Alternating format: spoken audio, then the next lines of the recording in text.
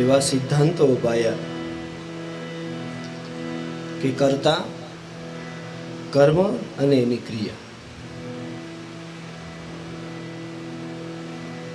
બ્રહ્મ તો અકર્તા છે એવું કહીએ આપણે શાસ્ત્રોની દ્રષ્ટિએ, પણ એ જ બ્રહ્મ જ્યારે કર્તાપણામાં આવે ત્યારે એ જીવભાવ સ્વીકારે. જીવભાવ સ્વીકારે એટલે કે જે કાર્યનો કર્તા છે, કરનાર તે કર્તા છે, અને એના દ્વારા જે થઈ રહ્યું છે તે કર્મ છે, અને એની જે ક્રિયા છે, હાથ પગ હલાવવાની, જોવાની, સાંભળવાની, બોલવાની, એ ક્રિયા એટલે કે કર્તા હોય એમાં બંને વસ્તુ એટલે કે ત્રણેય વસ્તુ સાથે હોય, કર્તા, કર્મ અને એની ક્રિયા. તો જ્યારે આપણે અધ્યાત્મ માર્ગનું અવલંબન લઈએ ત્યારે આપણે જો સાધક હોઈએ તો આપણી સાધના હોય, આપણે જો સાધક હોઈએ તો આપણી એક સાધના હોય, અને ત્રીજું હોય આપણું સાધ્ય. કે સાધના, સાધક અને સાધ્ય. કરતા એ થયો સાધક, સાધના એ થઈ એનું કર્મ, અને સાધ્ય એ થયું એનું અંતિમ લક્ષ્ય. સાધક એની સાધના, એની ક્રિયા, અને સાધ્ય એનું લક્ષ્ય. આ જ્યારે ત્રણેય વસ્તુનો સુમેળ આપણે સાધી શકીએ તો જ આપણે આપણા ગંતવ્ય અથવા તો આત્મતત્વ સુધીની વાત કહેતા હોય તો એમ, અથવા તો આપણા લક્ષ્ય પ્રાપ્તિની વાત કહેતા હોય તો એમ, ત્યાં વ્યક્તિ પહોંચી શકે. હવે મહત્વનો મુદ્દો એ બને કે આપણે સાધક છીએ તો કયા વિષયના સાધક છીએ? સહ ધન અધકઃ એટલે કે સહ એટલે કે તે એ સાધ્યને પ્રાપ્ત કરવા માટેનું કર્મ કરનાર એટલે કે મૂળ વ્યક્તિ. આપણે સાધક છીએ તો ભાઈ હું બાઇક ચલાવું છું, ફોર વ્હીલ ચલાવું છું, તો હું ફોર વ્હીલનો ચલાવનાર છું, કે હું એનો શીખનાર, હું એક જગ્યાએ ગંતવ્ય સુધી પહોંચનાર છું, અને ગાડી ચલાવવાની હું જે ક્રિયા કરી રહ્યો છું, માર્ગ ઉપર છું, તે મારો માર્ગ છે, તે મારી ક્રિયા છે, તે મારો માર્ગ છે, અને હું ડ્રાઈવર એટલે કે હું સાધક છું, અને મારે જ્યાં પહોંચવાનું છે તે મારું સાધ્ય છે. તો સાધ્ય ક્લિયર નથી તો તમે સાધક પણ નથી, અને તમારી પાસે સાધન પણ નથી. તો બધું સાધન રૂપ. સાધક છીએ, આપણી પાસે આપણું સાધ્ય છે, તો જ આપણે સાધક અને સાધન આપણી પાસે છે એવું આપણે કહી શકીએ. જો સાધ્ય નથી તો આપણે સાધક જ નથી, અને સાધક નથી આપણી પાસે કદાચ અત્યારે અહીંયા વાયોલિન પડ્યું હોય કે ગિટાર કે સિતાર પડ્યું હોય તો આપણે એના આરાધકો નથી એ સંગીતના, તો આપણે એના કઈ સાધક નથી. ભલે ત્યાં સાધન હાજરમાં છે તો એનામાંથી મળતું આપણી પાસે સાધ્ય પણ નથી. એમ આપણી પાસે શાસ્ત્રો છે, આપણી પાસે ગુરુજનોની આપેલી સાધના પદ્ધતિ કે એમના દ્વારા અપાયેલા ઉપાસના કાંડ, એ જે આપણા સઘળા સાધનો છે. પણ જો આપણું લક્ષ્ય ચોખ્ખું ક્લિયર નથી તો આપણે સાધક નથી. અને હા, સાધનને ચાહવાથી સાધ્ય પ્રાપ્ત પણ થતું નથી, અને આપણે સાધક પણ કહેવાતા નથી. ખાલી સાધનને ચાહવાથી. એ પછી મંત્ર, મને ગ્રંથો ખૂબ ગમે પણ હું ગ્રંથો વાંચું જ નહીં તો કઈ ગ્રંથોની આંટી મને ન ખુલે. મને ધ્યાન બહુ ગમે, મને જ્ઞાન બહુ ગમે, પણ એ વિષયમાં ઉતરવા માટે હું તત્પર ન હોઉં, તે વિષયની સાથે હું ચાલતો ન હોય, એટલે કે ટૂંકમાં કહીએ તો જે સાધ્ય આપણે પ્રાપ્ત કરવું છે અને એનું જે સાધન છે, એમાં બે વસ્તુ અનિવાર્યપણે આપવાની હોય તો જ આપણે સાધક કહેવાય. એક તો એમાં સમય આપીએ, અને બીજું એમાં ચિત્ત આપીએ. આપણું લક્ષ્ય ચોખ્ખું હોય, કદાચ લક્ષ્ય ચોખ્ખું હોય, અને આપણી પાસે એ લક્ષ્ય સુધી પહોંચવાના યથાયોગ્ય સાધનો હોય. અધ્યાત્મ માટે જે ગ્રંથો હોય, મંત્રો હોય, ધ્યાનની પદ્ધતિઓ હોય કે ઉપાસના કાંડ હોય, તે તેના સાધન થયા. પણ એમાં જો વ્યક્તિ પોતાનો સમય ન આપે, એટલે કે ગ્રંથોનું અધ્યયન ન કરું, ઉપાસના પદ્ધતિ આપી હોય તો એ પૂજા પાઠની ઉપાસના વિધિ ન કરું, કે ધ્યાનને પદ્ધતિ આપી હોય તો ધ્યાનનું એવી રીતે આરાધન ન કરું, તો હું ક્યારેય સાધક ન બની શકું. એને ચાહવાથી હું સાધક નથી. એટલે સાધક બનવા માટે જે તે વિષય આપણો સ્પષ્ટ હોય અને એમાં આપણને કંટાળો આવે, કંટાળો ન આવે, એ વિષય પછી આપણને ગમે ન ગમે, થોડોક સમય કોટો ચડી જાય, પાછું ઉતરી જાય, છતાં એન કેન પ્રકારે એમાં લાગ્યો રે, તો એને સમય આપ્યો કહેવાય. એમાં સાધકનું પેલું લક્ષણ કેમ એને સમય આપ્યો. અને બીજું, સમય આપતા આપતા એને થોડી થોડી આંટી ખુલે જ. અમારી આ 5 દિવસમાં જ અમે અનુભવ કરીને આવ્યા કે ગઈ વખતે ગયા નર્મદા તો તરતા ન આવડ્યું, બાપુ ઘણું બળ કર્યું, નહીં ધબધબિયા કર્યા, ન આવડ્યું. પછી હમણાં ગયા તો આપણે એમ કે બળ કરવાનું હોય તરવામાં, ખૂબ બળ કર્યું, બળ કરી લોટપોટ થઈ ગઈ, રાતે ઊંઘ ના આવી શકે એટલું બળ કર્યું. પણ જેમ બળ કર્યું ને બહાર નીકળવાનું બળ કરીએ મૂંડા જાય, બહાર નીકળવાનું બળ કરીએ મૂંડા જાય. પણ બીજી વખતે, ત્રીજી વખતે, ચોથી વખતે, 5મી વખતે પછી પાણીની સાથે આમ પાણીને સાજ્યું તો સમજાણું કે આમાં કાંઈ કરવાનું, ખાલી છૂટું મૂકી દેવાનું છે શરીર. સરેન્ડર, આપણે શરણાગતિ, પાણીને સમર્પિત થાય એટલે પાણી આપણા શરીરને ઉપર લાવશે. હું દાખલો આપું છું કેવળ. પાણીમાં આપણે આપણા શરીરને છૂટું મૂકી દઈએ, પણ સંપૂર્ણ શરણાગતિ થાય તો જ થાય. શરણાગતિ 1 સેકન્ડમાં ગઈને બળ કર્યું એટલે વળી પાછું મારી પાસે થાય. તો પ્રાપ્ત કેમ થયું એ સાધ્ય? તો કે એમાં સમય આપ્યો, અને બીજું એમાં થોડી થોડી આંટી ખુલી એટલે એમાં ચિત્ત આપ્યું. એમ ધ્યાનની અવસ્થામાં જેમ પાણીમાં આપણું શરીર તરે છે, એમ ધ્યાનની અવસ્થામાં આપણું મન તરે છે. પાણી એનું એ છે અને આપણું શરીર એનું એ છે. પણ શરીર એનું એ હોય અને પાણી એનું એ હોય, એનો પ્રવાહ એનો એ હોય, પણ આપણે તરતા આવડ્યું એમ કહી ન શકાય. આપણે એના સાધક નથી, આપણને સાધ્ય પ્રાપ્ત થયું નથી. ભલે આપણી પાસે પાણી છે સાધન રૂપે અને આપણું શરીર પણ છે, પણ આપણે સાધક ક્યારે છીએ, આપણે સાધ્ય ક્યારે છીએ?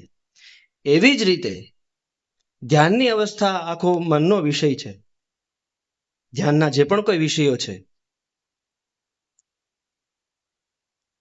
એક રીતે કહીએ તો મનને સ્થિર કરવાનું છે, અને એના જ બીજા અર્થે કહીએ તો મનને મુક્તપણે છૂટું મૂકીને દ્રષ્ટા બનવાનું છે. એટલે કે એને એક રીતે સમર્પિત થવાનું, એને શરણાગત થવાનું છે, વળી પાછું પોતાના કેન્દ્ર સ્થાને ઊભું રહેવાનું છે. બંને વિષયનો, બંને વાતનો ત્યાં વિવેક સાધવાનો છે. એટલે કે એમાં સમય આપતા રહીએ, સમજાણું ન સમજાણું, કંટાળો આવ્યો વળી પાછો, ક્યારેક કોટો ચડી ગયો વળી પાછો, કોઈકનું સત્સંગ પ્રવચન સાંભળ્યું એટલે એમ છો હાલો ભજનના ભૂકા કાઢી નાખીએ, એમ કરતા કરતા થોડુંક ધપાવી રહે, એમ કરતા આપણે એમાં સમય આપીએ અને એમાંથી થોડી થોડી આંટી ખુલે અને એમાં ચિત્ત આપીએ તો આપણે એ વિષયના સાધક કહેવાય. અને સાધક જો એમાં સમય અને ચિત્ત આપે સાધનની સાથે, તો એને સાધ્ય અનિવાર્યપણે પ્રાપ્ત થાય. પણ કેમાં? તો કે એના જે તે વિષયમાં, વિષય બહાર નહીં. હવે અધ્યાત્મ એનાથી એક ઊંડો માર્ગ કીધો કે એક સાધે સબ સધાય અને સબ સાધે સબ જાય. એક કંઈક એવું સાધી લેવાય કે જેના સાધવાથી બધું જ સધાઈ જાય. નહીતર આપણે છૂટું છૂટું બધું સાધીએ કે હું હાર્મોનિયમ શીખું ને એમાં નવી રાગ રાગણી શીખું ને એમાં ભજનનો રાગ શીખું, કવાલીનો રાગ શીખું, ગઝલનો, આખું જગત જ અલગ પડતું જાય. કવાલીનો રાગ શીખું, વળી એમાં સારણી સાહિત્યનો આ પેટી આની ગાવા વાળો એ નહીં, પણ એમાં આખું બદલતું જાય. જે તે વ્યક્તિ જે તે વિષયનો જાણકાર હોય કે એનો મર્મજ્ઞ હોય. તો અધ્યાત્મ જગત જ્યારે એવું કહે છે કે એક એવું સાધી લેવું જોઈએ જેનાથી બધું સધાઈ જાય, તો એવું શું? તો કે માનવ જીવનને, આજે મેં કંઈક સૂત્ર મને સાંભળવામાં આવ્યું હતું કે માનવ જીવનને માટે જે સતત સુખકારીની સાથે હિતકારી વાળું, જેમાં સુખ સતત અનિવાર્યપણે અવિરત પ્રમાણે પ્રવાહે સતત માણસને જો મળતું રહે તો માણસનું જીવન સાર્થક. અને બાકી ગમે એટલું માણસ પામી લે એટલે મેળવી લે, પણ એને ભીતરથી અવિરત સુખની પ્રાપ્તિ ન થાય તો માણસ નિષ્ફળ છે. હજી બિલકુલ નિષ્ફળ છે એમ ન કહી શકાય જ્યાં સુધી માર્ગ ઉપર પ્રયત્ન કરે ત્યાં સુધી. હા, શોધી રહ્યો છે, ગોતી રહ્યો છે, પણ એને એક એવું સધાય છે. બાપુએ પણ હમણાં કેવી સરસ વાત કરી કે એક જ તત્વ, બીજું તત્વ જ નથી અહીંયા. આમ વિજ્ઞાનના અર્થમાં કદાચ 108 તત્વો જુદા જુદા પડે, પણ એ પણ જેના આધારે ચાલે છે એ તો એક ચેતન તત્વ જ છે. એ ચેતન તત્વને એકને સાધવાથી આપણને સઘળું જ્ઞાન કે સઘળો સંતોષ કે સઘળી શાંતિ થઈ જાય, તો એને સાધવાના જે પ્રયત્નો છે તે આપણી સાધના છે. અને એને પામવાના પ્રયત્નો માટે જે ઉપકરણો આપણને કામ લાગે છે એ એના સાધનો છે. અને એ ઉપકરણોની સાથે આપણે મથીએ છીએ તો આપણે સાધક છીએ. અને મથીએ અને એ ઉપકરણો હોય તો આપણને અનિવાર્યપણે એ સાધન એટલે કે સાધ્ય છે એ પ્રાપ્ત થતું જ હોય છે. અહીંયા બાપુએ શું કીધું પદમાં કે જેને ધણી રે ધાર્યા સીતારામને તે તો જગમાં ફાવ્યા. હવે ધણીને આપણે અહીંયા સાધ્યના રૂપમાં લઈએ, આપણે લક્ષના રૂપમાં લઈએ કે જેને ધણી ધાર્યા સીતારામને તે જગમાં ફાવ્યા, એટલે કે જેને અંતિમ ગંતવ્ય છે એ પ્રાપ્ત થયું એ જ વ્યક્તિ જગમાં ફાવ્યો છે. હવે જગમાં ફાવવા માટેના સાધક કક્ષાના જે વ્યક્તિઓ હોય એની વૃત્તિ, વિચાર કે એના વર્તન કેવા હોવા જોઈએ તેનું લક્ષણ બતાવ્યું બાપુએ કે એની વાત કરે છે વૈરાગની સૌને મન અતિ ભાવ્યા. કેવું પેલું લક્ષણ હોય કે જેની વાત છે એ વૈરાગ્યવંત હોય કે વિશેષમાં જેનો દ્રઢ અનુરાગ હોય. શાસ્ત્રોએ એક સૂત્ર એવું આપ્યું જે મને ખૂબ ગમે કે જ્યારે વિશેષ વસ્તુ વિષય કે વ્યક્તિ, જ્યારે વિશેષ વસ્તુઓનું મહત્વ સમજાય તો એની સાથે આપણો અનુરાગ ટકે. આપણો એની સાથેનો વિશેષ વસ્તુનું જ્યારે મહત્વ સમજાય તો આપણને એનું સાથેનો લગાવ કે એની સાથેનો આપણને અનુરાગ ટકે.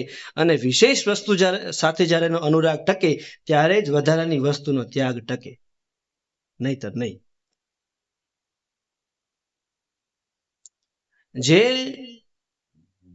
સાધન માર્ગમાં, જે સાધના કાળમાં, સાધના માર્ગમાં જે એના વિરોધ રૂપ છે એને આપણે ત્યાગ્યું તો હોય, પણ વિશેષ વસ્તુના મહત્વ સમજાવવાની સાથે ન ત્યાગ્યું હોય તો આપણે એમાં ટકી ન શકીએ. એ ત્યાગમાં વિશેષ વસ્તુના મહત્વ સમજાયા પછી જ વધારાની વસ્તુના ત્યાગમાં આપણે ટકી શકીએ. એટલે અહીંયા બાપુ કહે છે કે એ વાત કરે છે ને તો કે વૈરાગની. સીતારામને ધણી ધાર્યા એટલે કે પોતાનું લક્ષ્ય સદગુરુ પાસેથી એને મળ્યું, શાસ્ત્રો પાસેથી મળ્યું કે અનુભવને અંતે એને જ્યાંથી પણ મળ્યું. પણ સીતારામને જ્યારે ધણી ધાર્યા તો એનું પેલું સ્વભાવ કે એની વૃત્તિ, એનો ગુણ કેવો હોય તો કે વાત કરે વૈરાગની અને સૌને મન અતિ ભાવે. એટલે કે પ્રેમ યુક્ત હોય, પ્રેમાળ યુક્ત હોય. એ આ જગતને નરક ન ગણે. બાપુએ હમણાં સરસ વાત કરી કે મિથ્યા આપણા માટે કામનું, ના વ્યક્તિગત વાત. કેવી સરસ વાત કરી કે આ માઇક્રોફોન છે, હવે હું સત્સંગ પ્રવચન કરું કે ભજન ગાવ તો મારા માટે આ સચ છે, તમારે કે આનું ચિંતન નથી કરવાનું. કેમ? તમારા માટે મિથ્યા છે.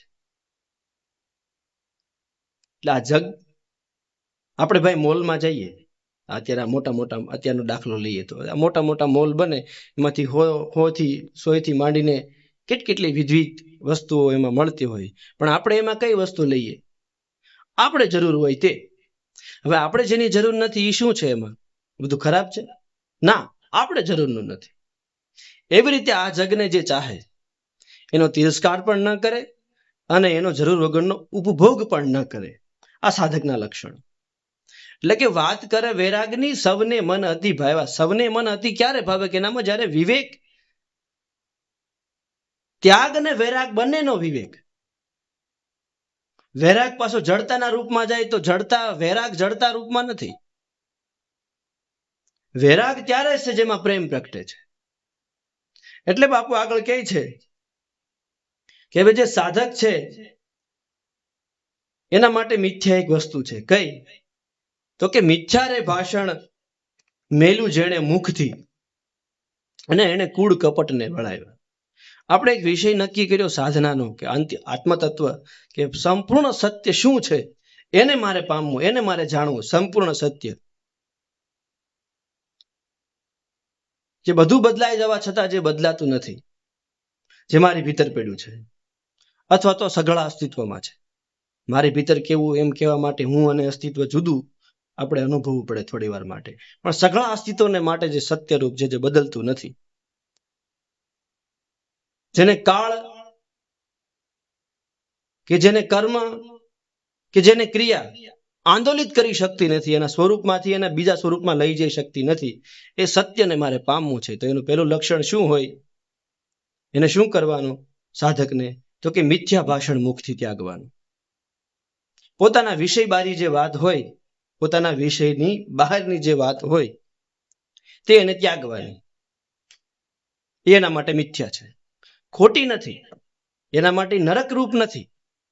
પણ સાધના કાળમાં સાધનના ઉપભોગ સિવાયમાં સાધ્યને અનુલક્ષમાં નહીં રાખીને જે બધી વાતો છે એ એના માટે મિથ્યા છે.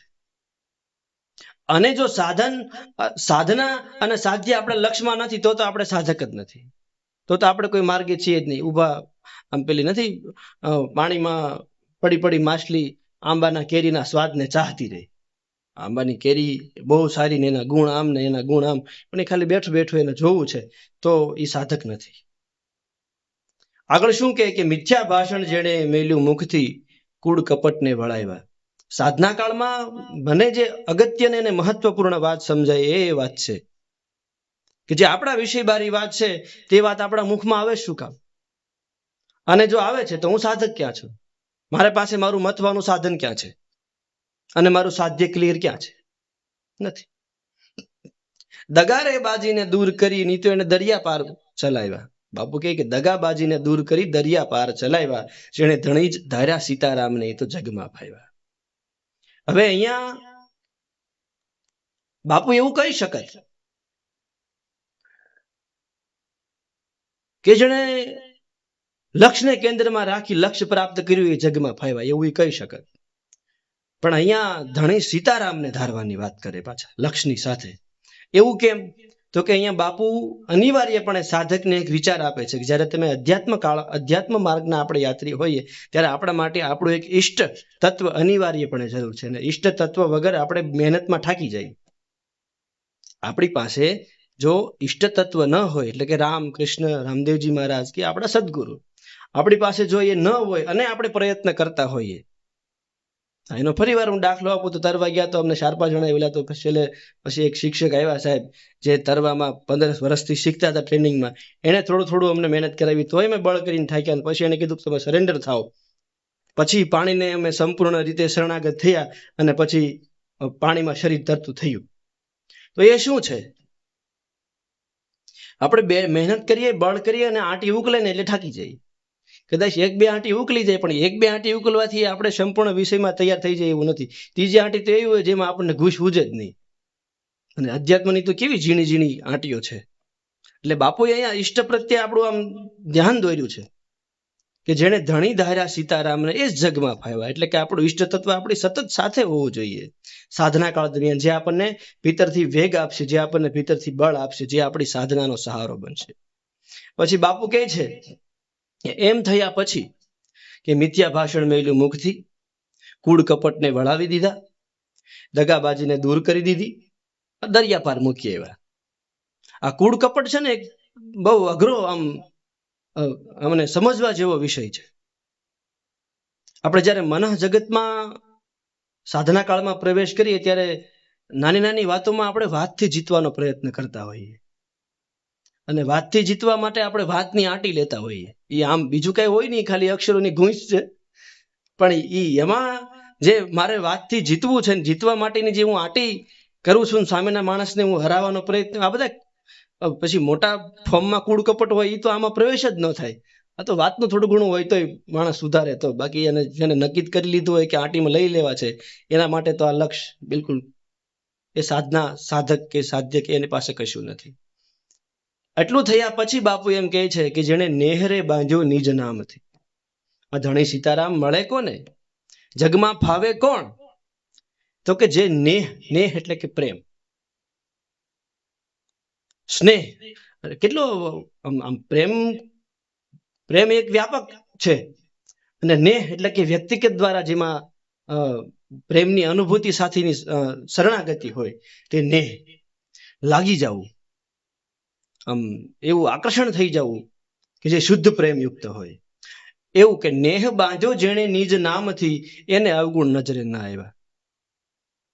નિજ નામ એટલે કે આપણા સાધ્ય સાથેની આપણી દ્રષ્ટિ કેન્દ્રિત થાય તો જ આપણને વધારાની વસ્તુનો ત્યાગ ટકે. નહીંતર આપણે આ જગતને અવગુણ રૂપ ગણીને, વ્યક્તિઓને અવગુણ રૂપ ગણીને, અલગ અલગ વિષયોને અવગુણ રૂપ ગણીને, કે કામના અને વાસના અને ક્રોધ ને લોભને આપણે નબળું ગણી અને એની સાથે સતત તિરસ્કાર કરતા રહીએ. એમાંથી જે આપણે અનુભવ દ્વારા જે શીખવાનું છે તે નહીં શીખીને પ્રકૃતિ સાથે ખોટે ખોટા ઝઘડો કર્યા કરીએ. જે વસ્તુ શરીરને માટે કે આપણા મનુષ્ય જીવનને માટે જીવનના પ્રવાહમાં આવતો અનિવાર્ય પાયો છે, કે આપણા બાળપણની રમત, થોડાક મોટા થઈએ એટલે એ બાળકો સાથે મતલબ આપણી મિત્રતાનો જે ભાવ કેળવાય છે તે, થોડાક મોટા થઈએ એટલે કે વિજાતીય સંબંધોની જે આંદોલનો શરીરમાં પ્રગટે છે તે, એનાથી થોડું આગળ વધીએ એટલે થોડુંક નામના માટે, થોડુંક પૈસા માટે, આ બધા જ વિષયો જે છે એને આપણે સમજ્યા વગર અવગણી દઈએ તો પણ આપણે સાધનામાં સફળ ન થઈ શકીએ. એટલે શું કહે છે કે જેને નેહ બાંધ્યો નિજ નામથી એને અવગુણ નજરે ના આવ્યા. પણ ક્યારે? કે અનુભવે એને સમજાતું જાય ત્યારે. અને પારક્યાના છિદ્રો પડદે કરી એને કોઈની આગળ ન દર્શાવ્યા. કદાચ એને અવગુણ નજરે પડી પણ ગયા સાધકને, કદાચ નો જ આવે નજરે, બાપુ કે એને જેને નેહ નિજ નામથી બંધાય એને કે શું બીજું કામ છે. હવે આ એટલું બાપુ આશ્રમ છે અને એમાં કેરીયું છે કે શીકું છે, એમાં અલગ અલગ વૃક્ષો છે, એમાં બીલી પત્ર ને એવું બધું અલગ અલગ છે. હવે આ કેરીમાં હું કરે તો સાંજ્યું પડે ને એમાં હું કરે તો એમાં ફૂંકાઈ જાય છે ને ઈળું પડી જાય છે ને આપણે કઈ ઉપાધિ ખરી? એ ઉપાધિ કોને? જેને વાવ્યું હોય એને, જે એનો સંભાળ કરતા હોય એને. આપણા માટે મિથ્યા. આપણે તો બાપુ પાકલ કેરીનો રસ કાઢીને સાઈલ આપે, એ સીધો ઉઠાવવાનો ને. મિથ્યા એટલે જે મારા વિષય બહાર છે એની સાથે હું સમયને સીત આપું તો હું ક્યાં સાધક છું? આપણને એના ગુણ અવગુણ ને ક્યાં ખબર? અવગુણ નજરે ન જ આવે બાપુ કે નેહ નિજ નામથી બંધાય તો એના અવગુણ નજરે ન આવે. અને કદાચ એને આવી જાય તો પારક્યાના છિદ્રો પડદે કરીને કોઈની આગળ ન દર્શાવે. અને કદાચ કોકને આગળ દર્શાવે તો ચિત્તમાં બીજો લીટો પડે, એને સારો મોડું કરવાનું થયું. આ સારો અને આ ખરાબ, આ કર્મ સારું ને આ કર્મ ખરાબ, આ વ્યક્તિ સારો અને આ વ્યક્તિ ખરાબ, તો એની સાધના, એનું સાધ્ય, એનું લક્ષ્ય શું કઈ ગયું? એટલે બાપુ કહે છે કે પારકાના છિદ્રો પડદે કરી કોઈની આગળ ન દર્શાવવા. આગળ કે જેને આઠે પહોર એક ઈશમાં મન વર્થીને જમાવ્યા. કેટલું ઊંચું સૂત્ર! આઠે પહોર, 4 દિવસના 4 રાતના જે 8 પહોર આવે, 3 કલાકના જે પહોર બદલે, એમાં આઠે પહોર એક જ ઈશમાં, એક જ ઈષ્ટમાં, એક જ લક્ષ્યમાં મન અને વર્થીને પોતાના વિચારો જેના દ્વારા આખી વૃત્તિનું આખું વર્તુળ ધારણ કરે છે, બંનેને કેમાં? તો કે એક ઈશમાં જમાવ્યા. એટલે શું? જેમ દૂધમાં દામણ નાખીને દહીંના રૂપમાં જમાવવામાં આવે એમ. કેટલી હવે આપણે ઘડીક થાય નથી, અમારે કોણ કહેતું હતું કે દાણા આવ્યા હોય ને ચોમાસામાં ખેડૂએ, તો ઘડીક થાય તો ખોલીને જોઈએ ઉગ્યો કે નહીં, ઘડીક થાય તો ખોલીને જોઈએ ઉગ્યો કે નહીં, ઘડીક થાય ખોલીને જોઈએ તો એ દાણો કોઈ દી ન ઉગે, ઠોઠડાઈ જાય. એમાં આપણે દૂધમાં દામણ નાખીએ, મેળવણ નાખીએ અને ઘડીક થઈને હલાવીને જોઈએ દહીં થયું કે નહીં, ઘડીક થઈને અમે હલાવીને જોઈએ દહીં થયું કે નહીં, તો દહીંમાં ન રહે, ની દૂધમાં ન રહે, એ બગડી જાય. આઠે પહોર જેણે એક જ ઈશમાં મન વર્થીને જમાવ્યા. સાધના દ્વારા, એના સાધનની સાથે સમય અને ચિત્ત દ્વારા લક્ષ્યની સાથે સતત લાગી રહ્યો તો લગન કરીને જેણે લાલથી પાછા વળી સુરતામાં જ એને સમાવ્યા. લગન કરવું એટલે કે એની સાથે લાગવું. કેવા કેવા અક્ષરોનો બાપુ પ્રયોગ કરે, આપણને સાધના સાથેના પ્રેમ વધી જાય એવો, કે એની સાથે લગન. વળી કેવું? તો કે લાલથી. અહીંયા ઈષ્ટને આરાધનને કલરના રૂપમાં પણ આપ્યું કે લાલ રંગ એક એવો રંગ છે કે બધા રંગો હોય, એમાં લાલ રંગ હોય એટલે લાલ રંગ આપણે આંખને ખેંચી લે બાપુ. એને આમ કામનો રંગ પણ ગણવામાં આવે. શા માટે? કે ત્યાં સાધકનું મન સહજ રીતે જ ખેંચાતું હોય છે. લગન કરીને લાલથી જેને સુરતામાં જ સમાવ્યા, એજી વાલા સ્વામી રે સુખરામના તો છે શામળા. કેવા છે? તો કે શ્યામ રંગા છે, એક રંગા. સ્વામી રે સુખરામના શ્રી શામળા જેણે ઈ મોંઘાને મનાવ્યા. આપણે આખા દિવસ દરમિયાન જીવન દરમિયાન કોની શેમાં સમય અને ચિત્ત આપીએ છીએ? મોંઘી વસ્તુમાં કે સોંઘી વસ્તુમાં? હું સાધક સાધના અને સાધ્યની વાત કરું છું. તો જેમાં આપણે સમયને ચિત્ત આપીએ, સમયને ખાલી ઈચ્છવું એ સાધક નથી, પણ જેમાં આપણે આપીએ છીએ એ અત્યારે આપણે કરી રહ્યા છીએ ને એ આપણો જીવનકાળ છે. એટલે બાપુ કહે છે કે એજીવાલા સ્વામી રે સુખરામ ને શ્રી શામળા જેણે આવા મોંઘાને મનાવ્યા. મોંઘું કહ્યું તો કે પરમ સત્યની સાથે લાગવાના પ્રયત્નો અને એમાં અપાતો આપણો સમય અને ચિત્ત, એની જ વાત, એનું જ વર્તન, એનું જ દર્શન, એનું જ શ્રવણ, એવા જ લોકો સાથેની ચર્ચા. આ શું છે? તો કે મોંઘાને મનાવવા માટેના પ્રયત્નો, સાધના કરવા માટેના સાધનો. ટૂંકમાં કહીએ તો ત્રિયુગ યોનિમાં એ નહીં ભમે. કોણ? કે જે આવા મોંઘાને મનાવે. એ ત્રિયુગ યોનિમાં એ નહીં ભમે અને એના શરણે શીશ ઝુકાવ્યા. જગત દુનિયા કોના શરણે શીશ નમાવે છે? ત્રિયુગની યોનિમાં જે નથી ભમતા, જે ધણી સીતારામને ધારે, જે લક્ષ્યને પ્રાપ્ત કરે છે અને જે સરળતાથી આપણા જીવનનો આધ્યાત્મિક માર્ગનો મૂલાધાર કેન્દ્ર બને છે, આપણી જીવનની અંધારાની રસ્તાની ટેકાની જે લાકડી બને છે, એવા મહાપુરુષો. હવે આપણી પાસે આ પદ હોય તો કેટલો આપણો સાધના કાળ સરળ થઈ જાય, કે હું કરવાનું એ પાકું તો થઈ જાય, કે આમ જીવવાનું અને આમ નહીં જીવવાનું. અને કદાચ આમ જીવાઈ ગયું તો એનો રસ્તો લક્ષ્ય ક્લિયર કરવાનું. એના મહત્વના મૂળ સાધનો કયા છે? હવે ભક્તિના માર્ગે આપણે ચાલીએ, બધું અધ્યાત્મ જ છે, જ્ઞાન ભક્તિ વૈરાગ બધું અધ્યાત્મ, પણ માણસ છતાં એક પાયાથી શરૂ કરે. પ્રેમ લક્ષણા ભક્તિથી શરૂ કરે તો એના માટે ભાગવત જેવા ગ્રંથો કે સંતો મહાપુરુષોના જીવન ચરિત્રો, કે જે જીવન ચરિત્રોમાં મીરાબાઈ, નરસિંહ મહેતા કે તુકારામજી જેવા, જેણે પ્રભુની સાથે પ્રેમની લગન સાથે જેણે આવા લગન કરી અને જીવન જીવા, એવા ચરિત્રો આપણા માટે સાધનરૂપ બને. યોગ માર્ગમાં ચાલીએ તો વિવેકાનંદજી જેવા છે, રામકૃષ્ણ પરમહંસ જેવા છે, યોગાનંદજી જેવા કેટલાય મહાપુરુષોના આપણે નામ લઈએ, મુક્તાનંદજી છે, સુખરામ બાપુ છે. એટલે હું કહેવા એમ માંગુ કે આપણું સાધ્ય અને આપણું સાધકપણું જો ક્લિયર હોય તો કેવા ગ્રંથોનું, કેવા પુસ્તકોનું, કેવા સંતોના જીવન ચરિત્રો આપણા માટે સાર્થક બનશે તે ક્લિયર થાય તો. નકર આડેધડ ગમે એમ આપણે વાંચીએ કે વાંચવું એ સારું, તો આપણે સાધક જ નથી, આપણું સાધ્ય ચોખ્ખું પણ નથી, અને આપણે ક્યાંય પહોંચવાના, જો કે બધા તો ભગવાન, પણ આપણે ક્યાંય પહોંચવાના નથી.